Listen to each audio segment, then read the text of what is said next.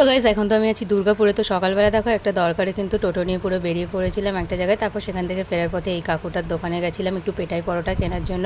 তারপর এখান থেকে পরোটা টরোটা কিনে কিন্তু বাড়িতে চলে এসেছিলাম। তো এখন খাওয়ার পালা। আর তোমরা কারা কারা পেটাই পরোটা খেতে ভালোবাসো অবশ্যই কিন্তু কমেন্ট করে জানাবে। আর এই পরোটা ঘুগনিটা দিয়ে কিন্তু জাস্ট খেতে অসাম ছিল, খুব টেস্টি ছিল এটা খেতে। তারপর চলে গেলাম সিধা রাত্রেবেলা। তো রাত্রেবেলা আজকে মাসির কয়েকটা বন্ধুরা এসেছিলো, তো ওদেরকে নিয়ে এই যে বাড়ি থেকে মাত্র 10 মিনিটের হাঁটা পথে এই হোটেলটা নিউ ওপেন হয়েছে, তো তাই জন্যই ওরা এসেছিলো।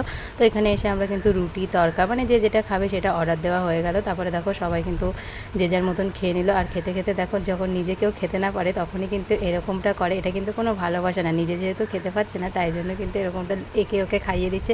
তো এইগুলো নিয়ে কথাবার্তা হচ্ছিলো আর হাসাহাসি করছিলাম। তারপরে দেখো খাওয়া দাওয়া হয়ে গেল। তো তারপরে কিন্তু আমরা বাড়িতে চলে যাচ্ছিলাম। আর এখন বেজে গেছে প্রায় 11টা। বাড়িতে গেলে জানি না কপালে কী আছে। তো ওরা ওখান থেকে বাড়িতে চলে গেল আর আমরা কিন্তু এখান থেকে বাড়িতে চলে যাচ্ছি। আর এখন রাস্তা পুরো অন্ধকার আর ফাঁকা।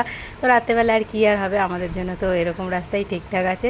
তো এই যে পাগলামি তো চলতেই থাকবে। তো এরকম পাগলামি যদি তোমরা আরও দেখতে চাও তো তাহলে ভিডিওটাকে অবশ্যই লাইক করে আর সাবস্ক্রাইব করে পাশে